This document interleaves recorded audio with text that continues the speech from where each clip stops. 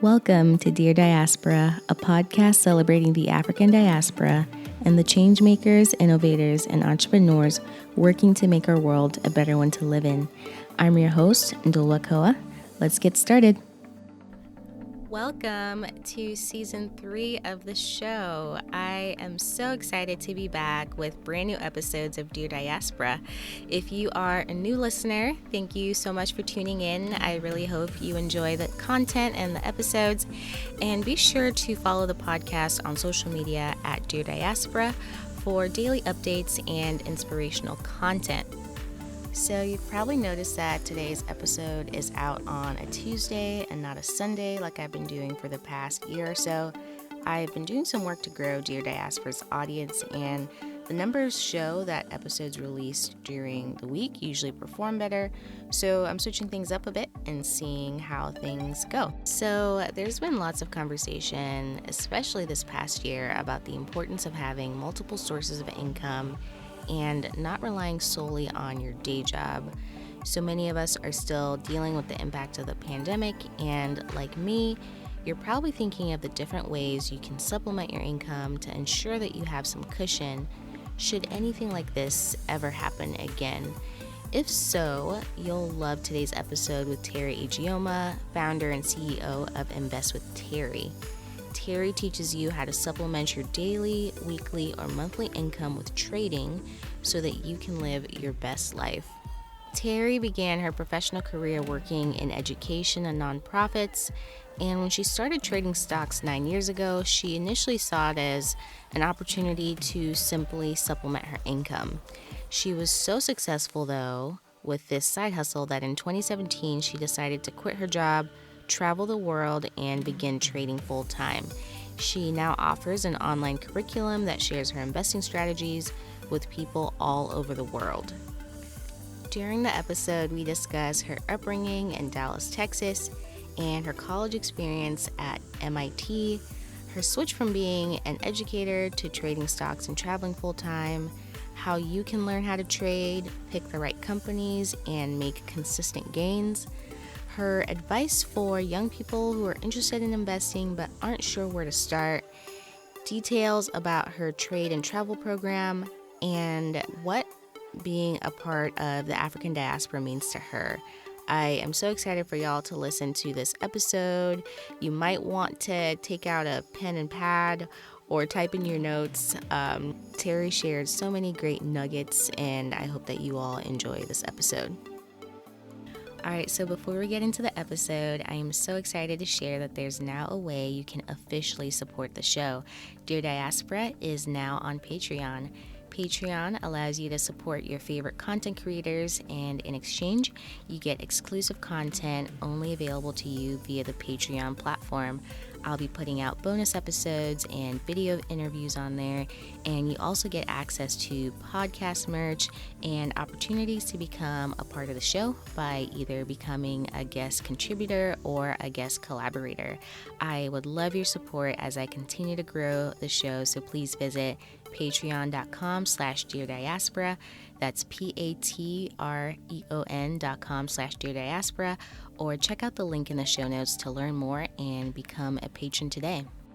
Today's episode is brought to you by Certified Africa. If you are interested in returning to, investing in, or visiting the continent, Ghana is such a wonderful place to start. That's why I'm so happy to partner with Certified Africa, a company that specializes in unique travel experiences that connect Black travelers to movers and shakers on the African continent. This December, I'll be heading to Accra, Ghana for Certified Africa's New Year's Eve in the Motherland Beyond the Return experience, and I'd love for you to join us. There will be opportunities to network with entrepreneurs, meaningful cultural experiences, and much more. Check out the show notes for more information or visit DearDiasporaShow.com to learn more. Oh, and using discount code Dear Diaspora gets you 10% off the entire trip. Now, back to the show. Teri, thank you so much for being a guest on Dear Diaspora. I'm so excited to have you. Thank you so much for having me. It's my pleasure. Absolutely. Looking forward to just learning more about you and the incredible work that you're doing. So let's get started by just getting to know you a bit better. Where are you from, and what was your upbringing like? Sure. So I'm from Texas, from Dallas, Texas, and I grew up in a single family household with my mom and grandmother. So there were three generations of us. And it was always awesome because like I loved my granny so much. And then my mom is awesome too. So it was just nice to be in a house with three generations. I feel like I grew up with a lot of wisdom because of that. My dad, we were in two different cities, so I still had a relationship with my dad, but he actually moved back to Nigeria when I was in high school. So, like, the only way that we would communicate was through like Facebook, and I'm like a bit older now, so when I was coming up in even in high school, we just had like AOL Messenger, so Wow. it wasn't as easy. Yeah, it wasn't as easy to try to just jump on WhatsApp or something and communicate. So it's definitely been. It was a really great upbringing though. Like even though my mom, like we didn't have a whole bunch, it was just like I said, it was just us. But I went through high school, did really well there, ended up getting like a full scholarship to MIT, and from MIT started working in different areas. So I did an internship on Wall Street, worked in consulting, but I do know that I had so many, like there were so many programs that helped me in life. So I did inroads that helped me as a, as a minority child and low income, like helped me get into internships. I did other programs that helped to just open up my life to what business was. So I definitely think my mom did a good job of just exposing me to a lot, even though we didn't have a lot ourselves. I'd love to hear more about MIT and what that was like for you. What did you study while you were there? I studied management, and I knew going into college because I had done another program. I'm talking about programs, but I had done a program called LEAD, and it was a program that took us to a business school and just exposed juniors in high school going into our senior year to the business world. And before that, I had wanted to be an architect. I love real estate. I had wanted to build subdivisions. But they took us to this business school, so I ended up going to Kellogg at Northwestern University in Chicago, and that was actually my first exposure to the stock market too. They took us to the Chicago Board of Exchange, and we got to see traders trading on the trading floor. So that just completely opened my world to wait, there's this whole other world of business. So I decided instead of being an engineer, I'm going to manage the engineers and I'm going to go into management. But at MIT, I actually had an amazing, amazing time. I love math and science. The reason why I decided to go to MIT is because I walked into a physics class and the teacher was up there. It's a huge room, huge lecture room, tons of students in there, and I'm in the background. And I'm like, I can do that. Like that's not that hard. So I decided to go to MIT because I felt like their physics class was easy. And Wow. and yeah. And we didn't have like a lot of minorities there. So I ended up being the president of the Office of Minority Education. I was the captain of the STEP team for the National Society of Black Engineers. I just had a ton of fun. I did a business plan competition in Abu Dhabi at MIT. I just took every opportunity to have fun while at MIT. Wow. Wow. Oh my gosh. That's amazing. You wouldn't think that MIT would have a step team, but that's so cool that you got to participate and really get involved on campus. And so, walk us through like, you graduate and you start kind of getting exposed to, the stock market. What what did you do after, you first started to learn about it? Like, did you immediately start, trading and that sort of thing? Or could you just walk us through that journey a little bit? Sure. So growing up, for some reason, I had this stigma that the stock market wasn't a good thing to do. And I think a lot of people still have that stigma. They think that it's gambling, they think that it's too risky.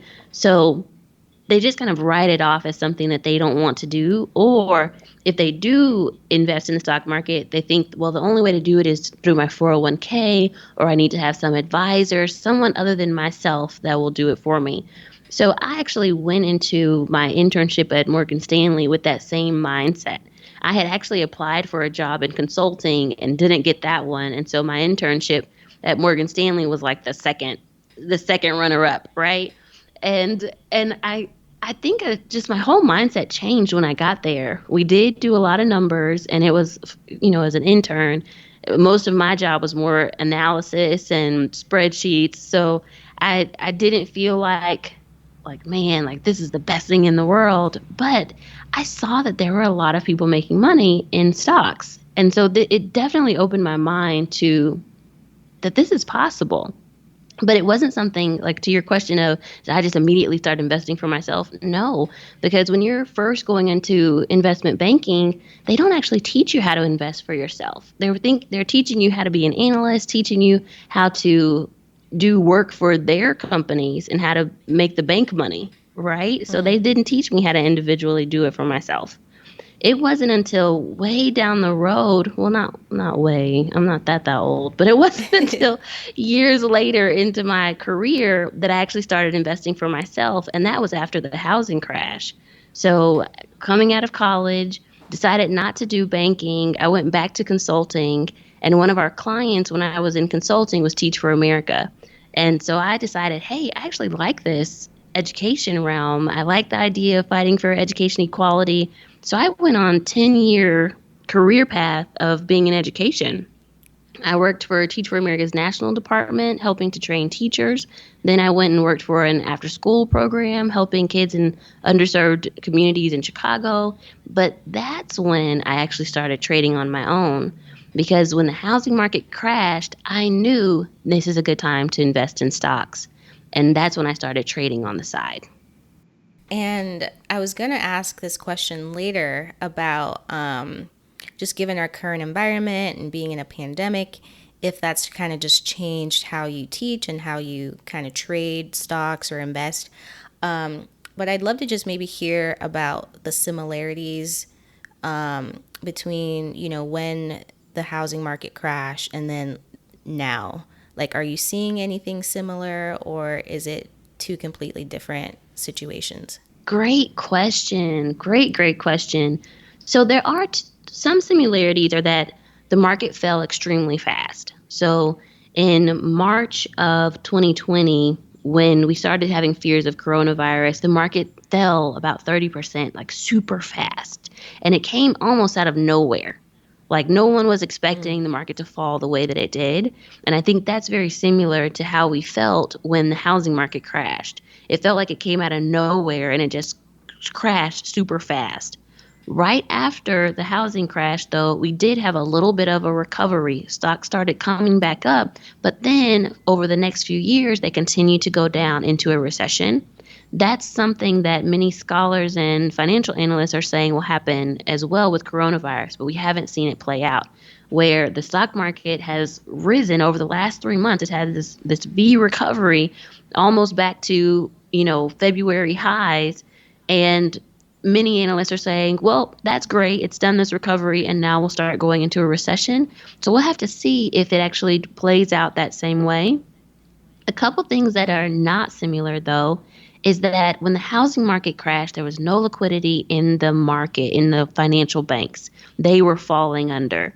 So for many people, investors that had stocks, some of them had a really hard time getting out of their positions because the bank didn't have the money to buy the positions back. One thing people should know is that investing, the stock market is really it's a negotiation between buyers and sellers, but the people who really are the market makers are big banks like Goldman Sachs, Morgan Stanley. So us at home, we're just in the game, but we're not really making moves. The ones that really are making the moves are the big players. The difference now, though, is that the banks do have liquidity. So the Federal Reserve has stepped in and said, you know what, we're not going to let what happened in the housing crash in 2010 happened again in 2020 because we're going to make sure that the banks have enough money. So that's one thing that's been very different.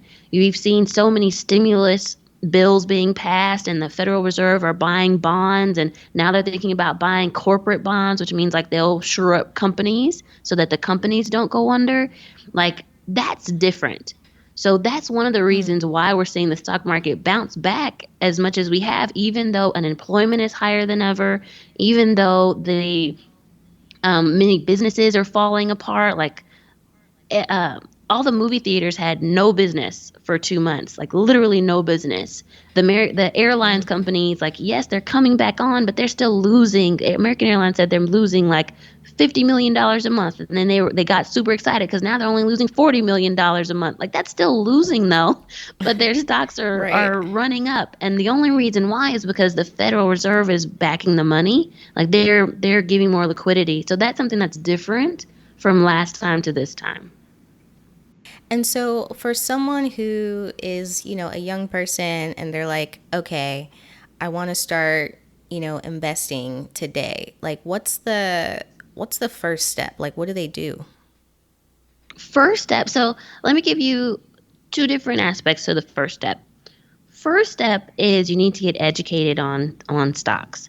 I very much think it's important to take a course. So one of the biggest reasons why I've started my trade and travel course is for the home gamer, for that person who just opened up a Robinhood account and was like, you know what, I think this is a good idea. I hear everybody saying we should invest. I have no idea what I'm doing, but I'm just going to buy something. So I think for that person who's already interested in investing but doesn't have any kind of trading plan, you need to take a course so that you can get a trading plan. That should include learning how to pick the right companies, learning how to protect yourself from losing, learning how to read charts so you know when to get it in and out of a trade, or learning how to even have a plan so that you can be consistent. Anybody can make a big win one time, but can you do that consistently 10 times in a row? So education and courses help with that. So I think educating yourself on how to trade is step number one. But then on a more practical tip of like steps, I think everybody should download CNBC to their cell phone. That's the financial TV show. Like, CNBC is the financial department of the NBC network. So if you wanted to know about companies or know about stocks, just listening to them on TV or downloading their app to your cell phone will immediately up your game on knowing how, like, what's happening with companies and being a better investor. So that's step number one. And I think that's really important, especially for a lot of us that are cord cutters, because, if we are using our Fire Stick, we may not be looking at live TV. So it's definitely more important for young people to download that app to your cell phone so you can get the latest news, because that's really going to impact your trades. So that's one step. And then I do have one more step, but I don't want to keep rambling on. Oh, you're totally fine. But yeah, I mean, thank you so much for breaking that down. I think pointing out to something as simple as, download, the CNBC app and start to kind of listen to, that sort of news, I think is just super helpful, because a lot of times, we're just kind of drowned in so much content and you just don't know a good place for you to access that sort of content. I'd love to just go back a little bit to, when you first started teaching people how to, trade, while traveling. What sparked your interest in becoming a full-time entrepreneur and starting to teach people how to trade and invest? So I've been an entrepreneur since I was in elementary school. I had a concession stand when I was in elementary school, and I would sell candy to different people. I've been in Mary Kay in college. So being an entrepreneur actually is not new to me. And that might be because my grandmother and mom also were entrepreneurs. Like, they had a cleaning business and just whatever they needed to do to keep food on the table. So I've been an entrepreneur for quite a while, but I did not think in my wildest dreams that I would ever be teaching other people how to trade stocks. Like, that just was not on my radar. And when I first decided to start trading and traveling, it literally was a very selfish thing just for me. I was so tired of being just like cooped up in one building every day. I wanted to travel the world. So I ended up going to like South Korea for a month, Vietnam for a month, Thailand for a month. I just was gone. And I was loving it. Like I loved it. It was just the only person I was accountable for was me. And when you trade stocks, like that's one thing that's good. I didn't have to worry about a boss. I could pick my own hours. I could do it from anywhere because you can trade from your cell phone. So literally when I started trading stocks and used that as the way to just provide for travel, I didn't need a lot of money. I just needed enough to like pay for my bills and pay for like my trips and good food when I was gone. And so that, like although it sounds like a lot, but that's $300 a day, I can totally live off of that, right? So it purely was very selfish. However, when I was gone and traveling, I traveled with a group. It was called We Roam. I don't think they're around anymore, but it was a group of professionals that were traveling together. And I started getting all these people asking me out for like lunch and for coffee. Like, Teri, can I take you to coffee so you can tell me more about this investing thing? And can we go to lunch? And so eventually I was like, look, people, y'all are trying to ask me on all these coffee dates and I don't even like coffee. Let's just do a meeting and I'll teach you guys what I know about stocks.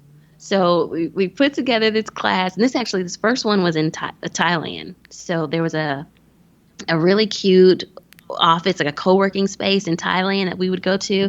So I asked them like, hey, can I use one of the rooms, and we're just going to come together and I'm going to teach them about stocks. And they were like, sure, go ahead, take the room. So put together a PowerPoint. It was intro to the stock market, and I was just going to teach them like an intro. So not all, but several of the other people in our group, they came and they were like so excited, and I taught the class. And I actually had a ton of fun teaching the class. And they said they loved it too, so much so that they were like, okay, are we going to do this again next month?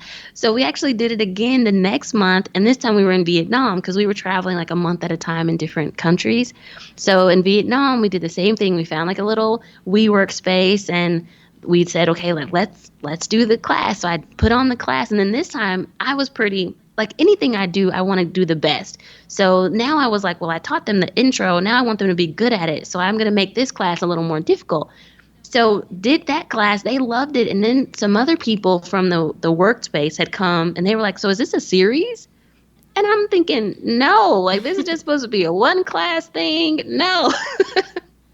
So I kind of put it on the back burner, came back to the US, and then I had several students, or not students, but several friends ask me, oh, by the way, we saw on Instagram that you did these classes. So when are you going to do a class for us? And I'm like, seriously? You guys want me to do a class? So told everyone that I would do a class here in Dallas, and ended up having like 71 people show up. And there were so many people from even other cities that were mad they couldn't come. We did an online version. And that's how it all got started. That's how we got started with the trade and travel program. And I started actually doing more classes and made it into a curriculum and an online course from that. Oh my gosh, that is such an amazing story. For people who, are interested in learning more from you, could you walk us through the curriculum a little bit? Like, what do people learn when they sign up? Sure. So the full course, the full VIP course is 8 weeks. It's an 8-week program, but you are able to do just half of it. So for some people, they were like, Teri, can I start with half of it and then upgrade to the full 8 weeks? Totally fine. So the whole thing is called the Trade and Travel VIP program. In the first 4 weeks, we start with my Invest with Teri method. So I have a 7-step framework that I use every single time I take a trade. And this is what allows me to be consistent. So those $300 a day gains have gone up to $1,000 a day to $10,000, and now I've made over $200,000 in a day, but using the same 7-step framework. So I start breaking it down to my students in like a very easy to understand way. And I talked about it a little bit before, but the first week we start with how to pick good companies, how to place a trade, and just kind of the basics of the stock market. So beginners, it's okay if you're a novice, you can take the class because we start from the beginning. Then we move on to risk management, how not to lose. And this is where my advanced traders who've been trading for a little while, they absolutely love this section because there are ways to protect yourself from losing. Even if you think about like there's order types that can get you out of a trade if the stock market goes down. There's formulas that you can use to calculate your quantity size. Like we talk through those type of basic things that nobody tells you but really help protect you from losing. Then we go into charts, and charts is looking at candlesticks to see what price should I get into this stock. I may know that I love Apple stock, but there's times to get into it that are better than others. So how do I know when's the right time? Looking at a chart will help with that. So we talk about charts. Then we put it all together into that 7-step strategy, and that's the first 4 classes. Like that's the first half. After that, though, we have the VIP program, the more advanced program, and the students are learning how do you make money when the market goes down.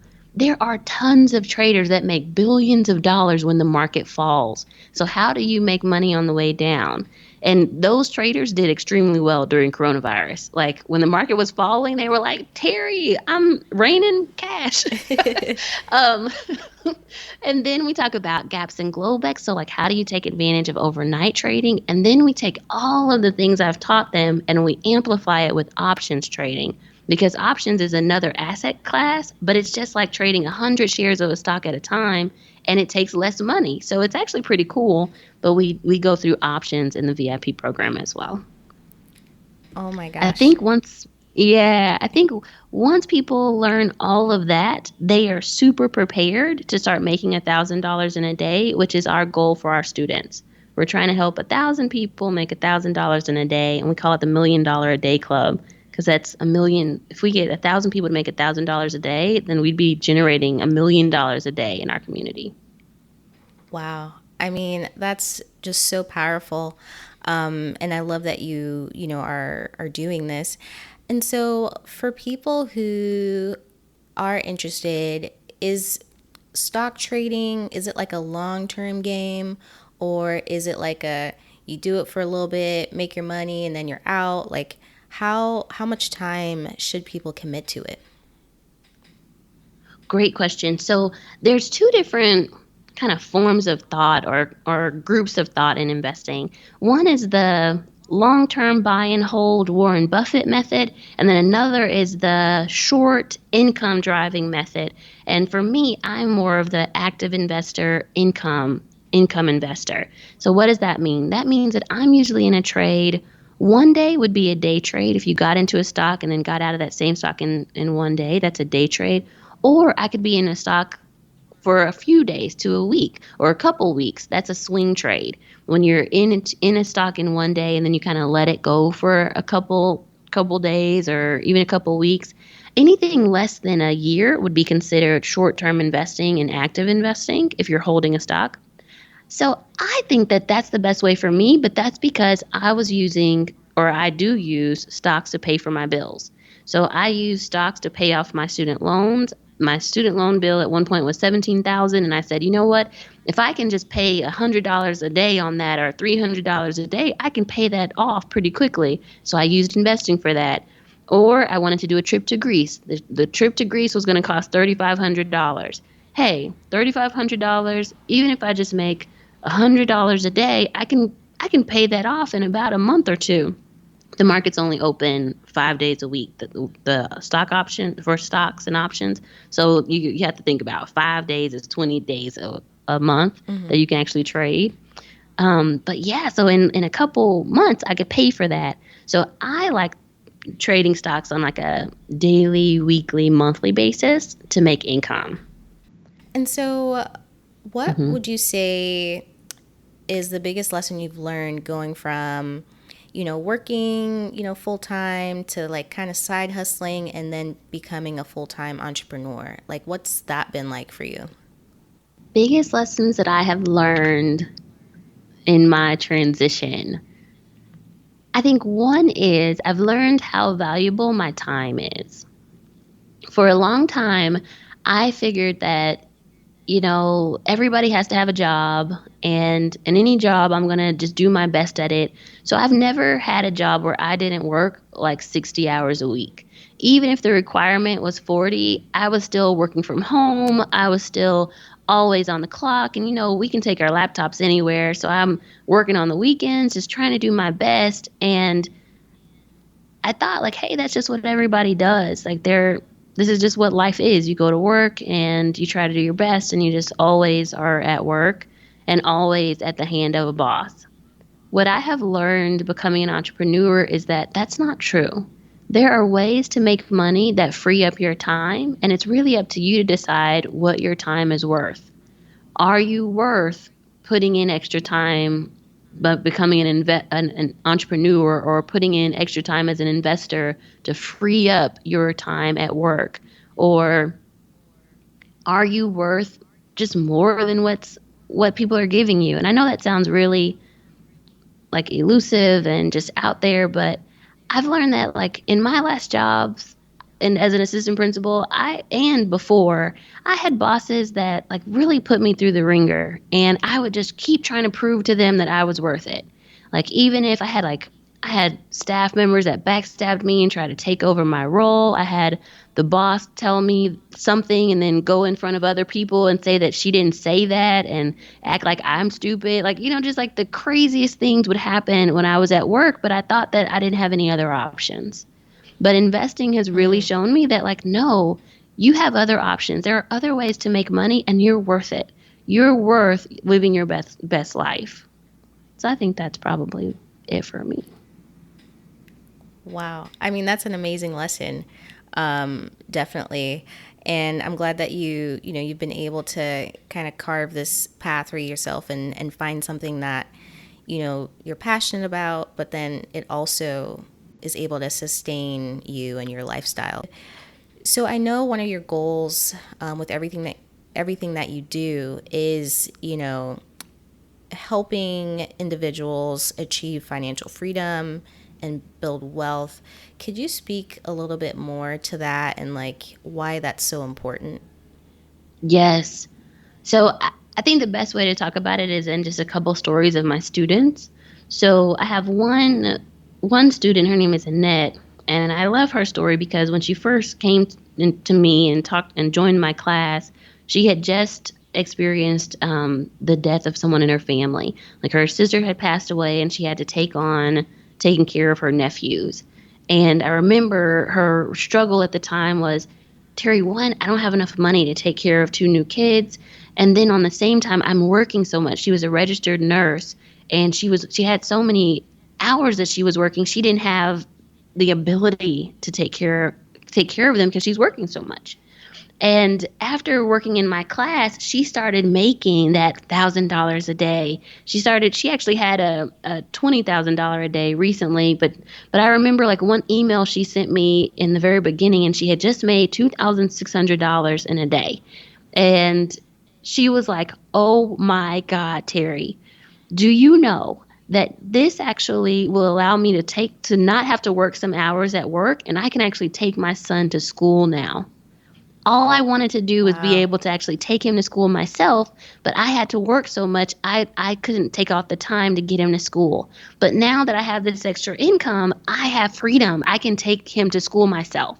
And like that right there is what I love to see. Like, that's what I'm working for, to just give people the freedom to take their kid to school. Like, that's priceless. That is priceless time.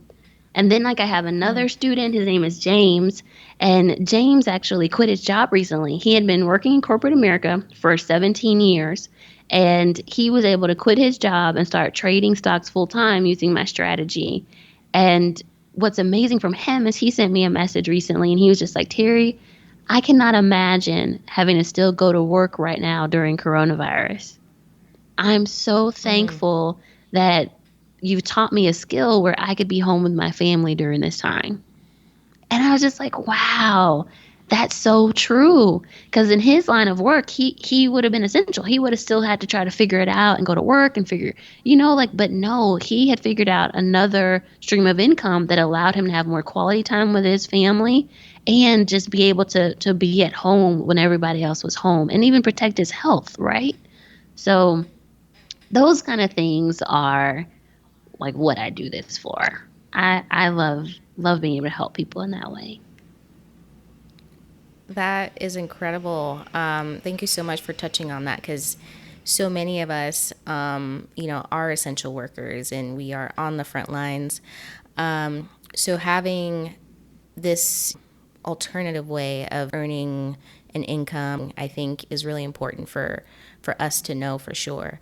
Wow. And so you've gotten to travel, while running this business.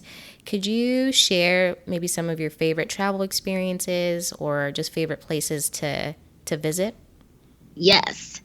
One of my favorite travel experiences was in Thailand washing the elephants.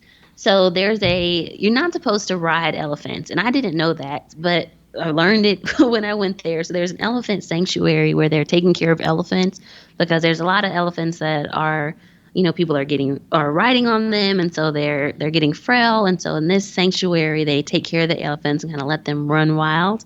And there's this little gulf of water where we got to like bathe the elephants. And one of my favorite moments was I was bathing the elephant, and then all of a sudden he like sprays me with all this water. And I think he's just like, you know what, you're bathing me, I'm gonna bathe you too. Like, so that was Oh my so gosh. fun. And that definitely was a really cool experience. I went to Japan. I went to Tokyo by myself. And I haven't done a solo trip. In college, I did a solo trip to Venice by myself in Italy. And now at 36, my birthday's coming up soon, so I'll be 36. I can't imagine like what I was thinking. I was just so fearless back then. But I did another solo trip to Tokyo, and I think that just I got on that plane so afraid because I was like, you know what? I don't know what to expect. I've never been there before, but I'm going to try it. And I just got so much confidence after doing that trip by myself. I was like, you know what? I can do this. Life is okay. And there are good people all around the world. So that was a great experience. I finally got to my dream place of Australia. That was really cool. And one of my friends came with me on that trip. So I had a lot of really great travel moments. And I'd love to know like what your family thinks about just what you do. Are they like, wait, what do you do? Or do they have like a good understanding? In the beginning, my mom was very much anti entrepreneurship. So she was like, "So, how are you going to have insurance? You need insurance. You need insurance. What if you just work at," she's like, she wanted me to stay at the school because assistant principal is like like a lot of people, that's what they're working towards. So it's like, you got that. Why do you want to leave? So she was like, well, you know that you can trade on the side. You don't have to do it full time. You could just stay at the school, and during the summers you can trade or travel. And I'm like, no, like I think I can really do this. But now she's definitely come around. Like now, like, I mean, if you were to see your daughter make $200,000 in a day, and that's literally like what we would have made in 5 years of working for somebody else. Like now she's just like, you know what? I'm so thankful that you stepped out on faith and did this, because like her fear would have really like stopped all of that from being realized. And she's talked to me about that. She's like, you know what? Like I was afraid, but you taught me how not to be afraid, how to just step out on faith and go for it. Wow, wow, that's so powerful. And where do you plan to go next once, the pandemic hopefully is gone or at least under control? This year I was supposed to be traveling a month, working a month, traveling a month. That was my goal coming into 2020. Clearly. Clearly that did not happen. So I did make it to South Africa. I made it to Cape Town in February, and praise God for that, because right after that, everybody was in quarantine. So I wouldn't have been able to make it had we chose to go even just a month later. I still haven't been to Bali, so I would love to go there. I want to go to India. That's on my list too. And yeah, those are probably the top two right now, but there's so many places in the world that I still want to go. Absolutely. Same here. And I can't wait. I hope to do some traveling maybe later in the year or early 2021. But I miss traveling for sure. Yes. And so I always end with this question. What does being a part of the African diaspora mean to you? What does being a part of the African diaspora mean to me? Honestly, it means that I have this work ethic and this pride that is just part of my being. I feel like we're some of the hardest working people and the most creative people on earth. So just that legacy and that like innate spirit in our soul just means that we can rule the world. I think that's what it means to me, that we just have all the endless possibilities available to us. Wow, that's beautiful. Thank you for that, Teri. And how can people get in touch with you, learn more about your course, and then just learn more about you in general? The best place to go is tradeandtravel.com. If they go to tradeandtravel.com, they'll see a webinar that talks about like how to make $1,000 a day. So the top 4 things I think are important to make $1,000 in a day. I think that's the best place to start. Start with that webinar. You can go to tradeandtravel.com or itradeandtravel.com. And then you can also find me on Instagram at tradeandtravel as well. Awesome. Awesome. I'll be sure to include those links in the notes. And thank you so much, Teri. I've really enjoyed getting to know you a little bit better and also just learning about all the incredible work you're doing to teach people how to invest and build wealth. Thank you so much. I appreciate it. Today's episode is brought to you by Certified Africa. If you are interested in returning to, investing in, or visiting the continent, Ghana is such a wonderful place to start. That's why I'm so happy to partner with Certified Africa, a company that specializes in unique travel experiences that connect Black travelers to movers and shakers on the African continent. This December, I'll be heading to Accra, Ghana for Certified Africa's New Year's Eve in the Motherland Beyond the Return experience, and I'd love for you to join us. There will be opportunities to network with entrepreneurs, meaningful cultural experiences, and much more. Check out the show notes for more information or visit DearDiasporaShow.com to learn more. Oh, and using discount code DearDiaspora gets you 10% off the entire trip. Thanks for listening to Dear Diaspora. If you like what you hear, please rate the show and leave us a review. If you really like what you hear, become an official supporter of the show by visiting patreon.com/Dear Diaspora. Appreciate you tuning in, and we'll talk to you next week.